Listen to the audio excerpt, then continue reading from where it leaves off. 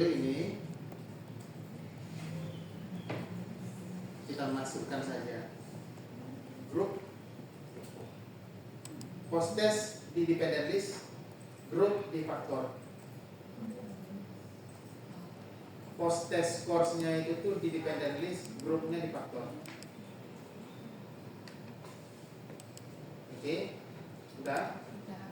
Nah, Anda lihat kontrasnya dulu.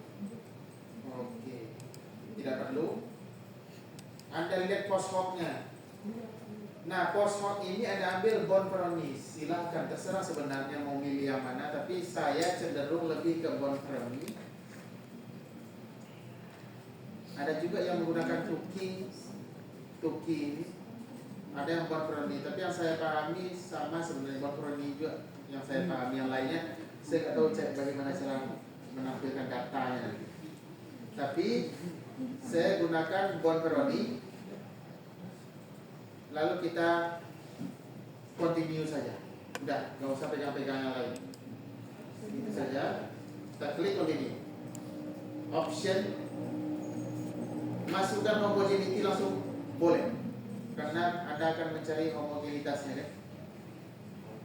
Tapi sebenarnya homogenitas itu kan dilakukan di awal. Nah, anggaplah ketika Anda melakukan penelitian di pre-eksperimental, sebelum Anda memulai eksperimen, kan Anda akan menganalisis homogenitas. Nah, di sini Anda cari. Itu caranya. Tapi anggap homogenitasnya udah lewat homogenitasnya. Sudah Anda anggap saja homogen. Kita ingin langsung melihat bagaimana hasil akhir. Jadi kalau yang kemarin ada yang bertanya siapa itu Hilda ya. Nah, Anda bertanya, Pak, bagaimana cara menentukan homogenitasnya seperti ini? Untuk Anda compare homogenitas di pretestnya ya. Di pretestnya ini Anda klik nanti. Tentu nilainya, nilai yang C-nya itu nilai kelas C-nya, nilai kelas C yang pretest Anda masukkan. Nah, tapi kalau untuk di kelas yang sudah homogen Anda ukur, Anda ingin mengcompare saja hasil akhirnya, post testnya, nggak usah Anda klik homogenitas, karena Anda sudah melakukannya, seolah-olah Anda sudah melakukannya di awal. Jadi tidak usah. Tapi kalau misalnya Anda ingin, Anda klik. Nah, kita klik OK. Ketika kita klik OK, inilah yang terjadi.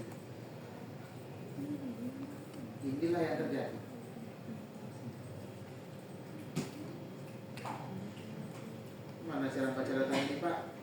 Pusing saya kalau kayak gini nih. Gak usah pusing. Anda cukup lihat. Pertama, ini Anovai. Kita copy. Kita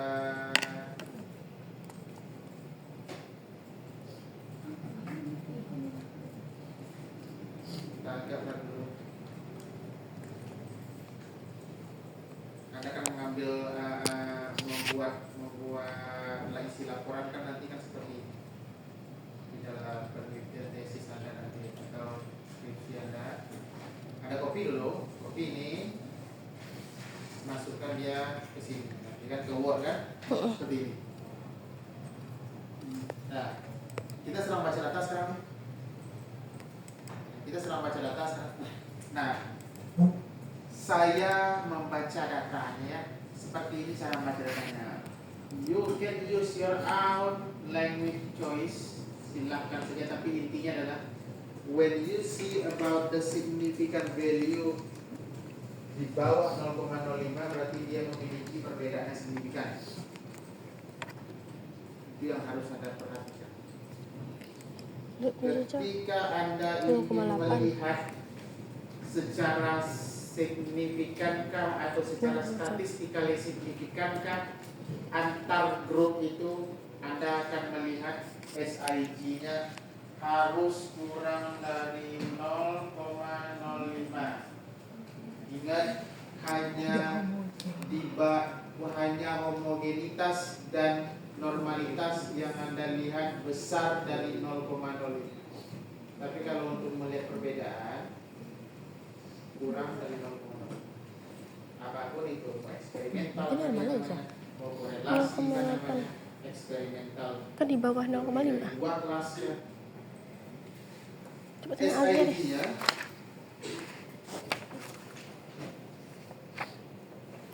lebih kecil dari 0,05 dalam artian between group. Oke, between group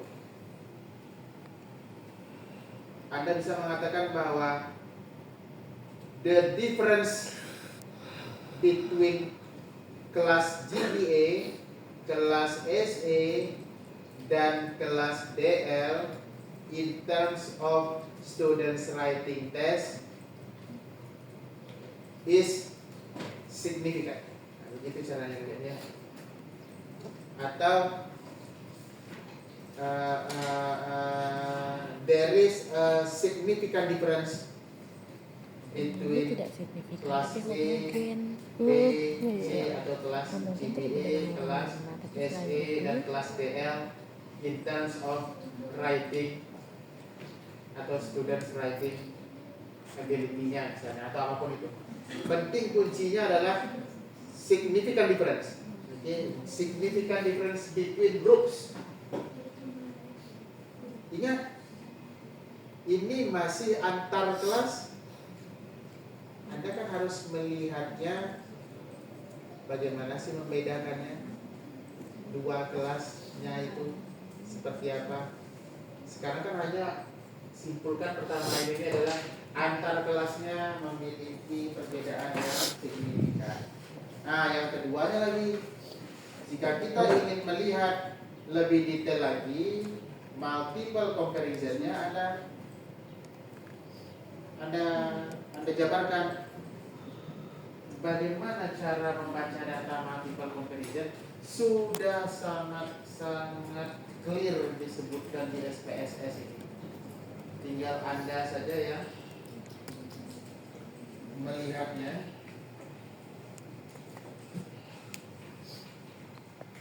Oke. GPA, KSA, maksudnya ini ya. GPA ke SA, GPA ke DL. Sama dengan kelas A ke kelas B ke kelas C, kelas A ke kelas B, kelas A ke kelas C. Pak, ini kok dibandingkannya 1, 2, 3, 4, 5, 6. Yang tadi Bapak bilang cuma 3. Logika Anda lagi ya. Ketika Anda melihat GPA ke SA sama dengan SA ke GPA, dia nanti nilainya pasti sama. Itu hanya soal penempatan saja, tapi yang di-compare tetap 3 kali compare. Oke. Between groups memang signifikan. Yang tadi ya, between group memang dia signifikan diferensi. Tapi belum tahu antar dua kelas berbeda signifikan atau tidak ya. Jika ketiga-tiganya Anda compare, memang hasilnya signifikan di data saya ya. Di data saya memang hasilnya signifikan. Tapi itu kan compare-nya itu compare 3 langsung. Kalau compare 2 belum tentu. Nah, jadi Anda lihat dulu bagaimana cara melihat dia signifikan atau tidak perbedaannya. Cukup lihat di sini di bawah ini. Bintang ini menandakan the mean difference is significant. Yang mana berbintang? Nih, GPA ke SA itu yang berbintang. Yang bintang lagi. Berarti SA ke GPA ya sama. GPA ke SA ke GPA sama. Sama-sama dia punya bintang. Ada lagi satu lagi SA ke DL. SA ke DL berbintang juga. Berarti dia signifikan. DL ke SA juga. Ya kan, DL ke SA dengan SA ke DL sama aja. Berarti hanya 2 yang memiliki signifikan secara kalau dia dibandingkan 2 kelas. Yaitu ketika GPA ke SA dia memiliki signifikan difference. Dan SA ke DL memiliki signifikan difference. Yang tidak memiliki signifikan difference apa? Ketika yang kelas saya ini ya, ketika GBA ke DL. GBA ke DL. Kelas saya GBA ke DL tidak signifikan karena tidak berbintang. Tidak signifikan semua. Lihat. Tidak ada bintangnya. Lihat, oke? Halo. Ya. Perhatikan dulu. Nah, lihat ini. Lihat lagi. Ini Pak, GBA dan DL tidak signifikan, benar tidak kan berbintang. Benar. Lihat SIG-nya ini. SIG-nya yang di bawah 0,05 kan cuma ketika GBA ke SE, SE ke GBA sama. Di Terus bawah 0,05. SE ke DL atau DL ke SE. Selebihnya di atas 0,05 yaitu 1,00. Di kelas Anda mungkin berbeda dengan kelas saya. Tapi adakah, nah ini sekarang saya bertanya kepada Anda, adakah yang dia berbeda secara signifikan di group dan ketika dia di compare dua kelas di multiple comparison juga berbeda ketiga-tiganya? Ada? Ada?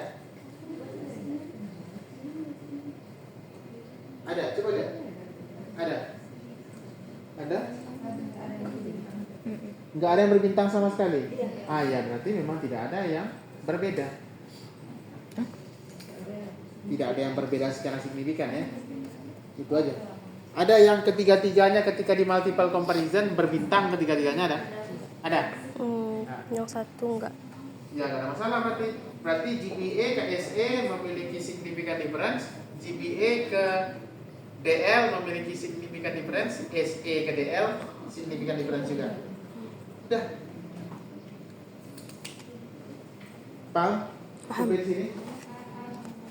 Berarti kita harus membuat semuanya berbintang. Gimana caranya? Ubah lagi datanya. Iya. Tapi kan kalau di penelitian enggak. Ingat lagi bahwa Kan cuma itu jangan Anda katakan ketika Anda mendapatkan kata seperti ini berarti ada 6 comparison. No, bukan 6 comparison. Karena ada yang GBA ke DL, DL ke GBA itu dianggap satu sebenarnya. Ya cuman bagaimana SPSS kok dia seperti ini ya urusan dianya lah. Yang penting kalau yang urusan Anda logikanya saja lah. GBA ke SE sama dengan SE ke GBA. Lihat saja nilainya sama. Nggak ada bedanya.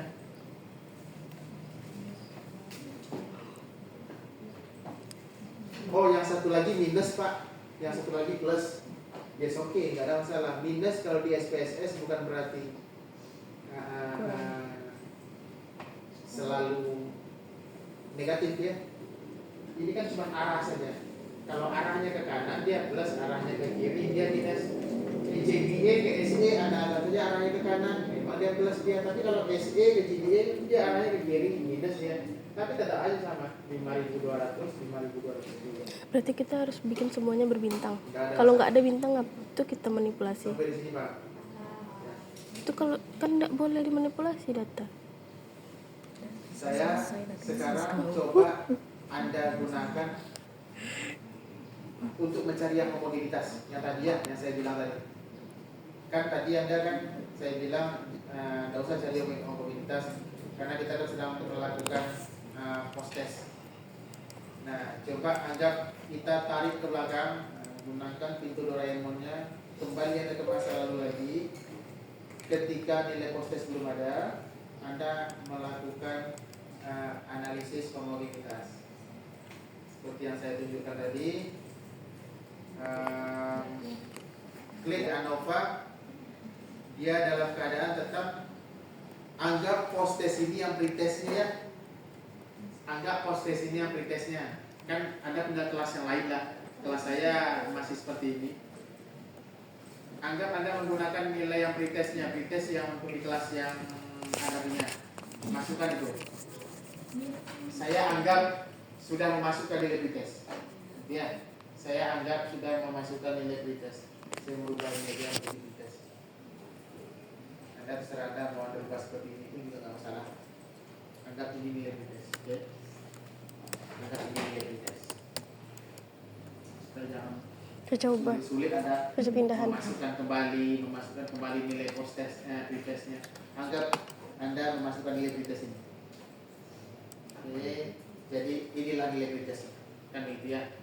Nah, Anda ingin mengklik homogenitas, pergilah ke compare means lagi, klik one way ANOVA, dependent list, group, tetap sama. Cukup Anda ambil optionnya ini homogeneity of Lagrange. Pak, Bonferroni tadi bagaimana Pak? Enggak usah. Ngapain? Anda kan belum akan membandingkan. Anda hanya melihat homogenitasnya saja. Anda kan ingin melihat homogenitasnya saja.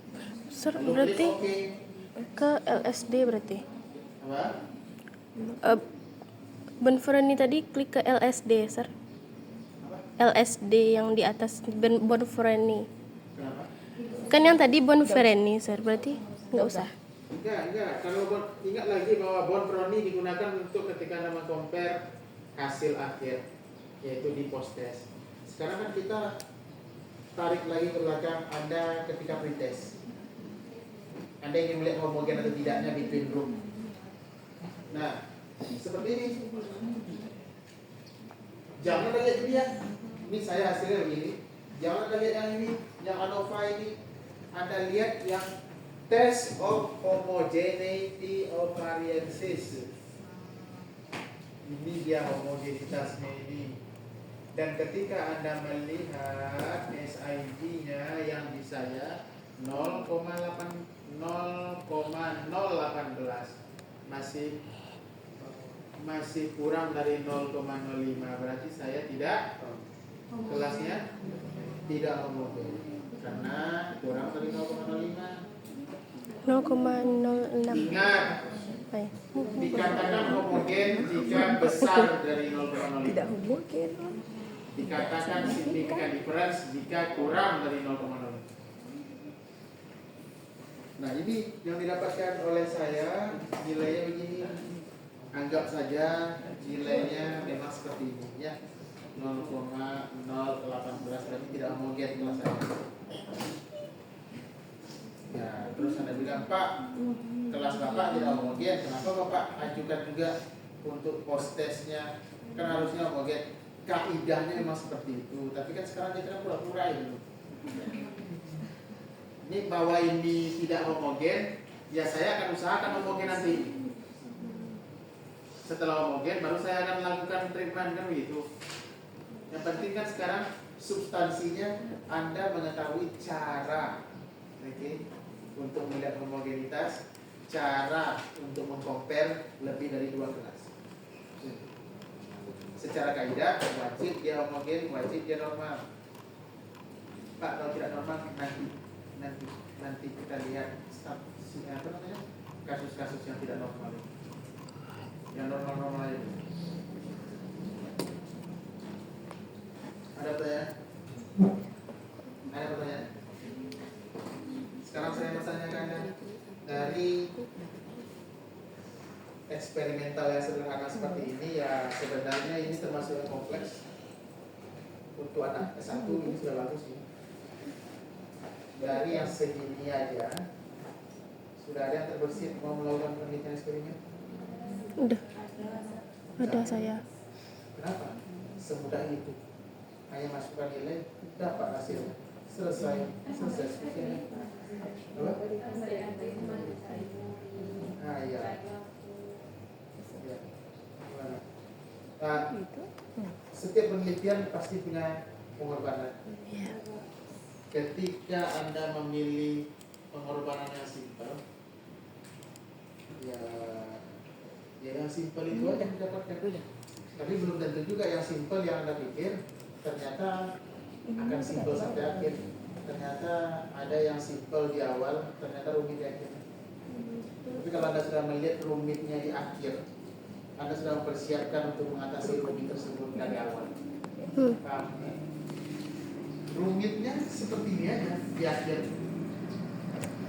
Nah, Anda sudah bisa memikirkan, oke, yang ternyata dari mencari kelasnya, nah untuk melakukan treatmentnya, biar Anda keras.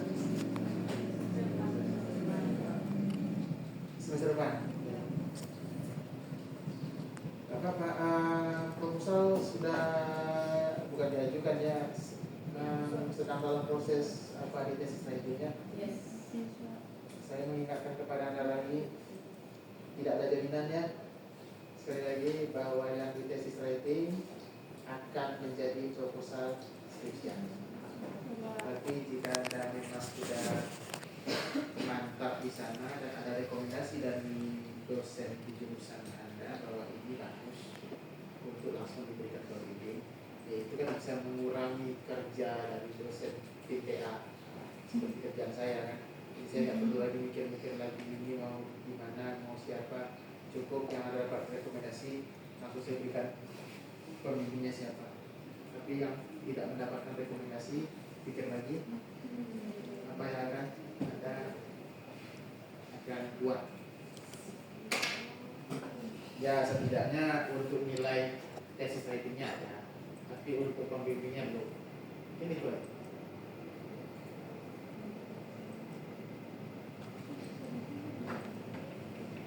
Sampai di sini masih ada pertanyaan kira-kira?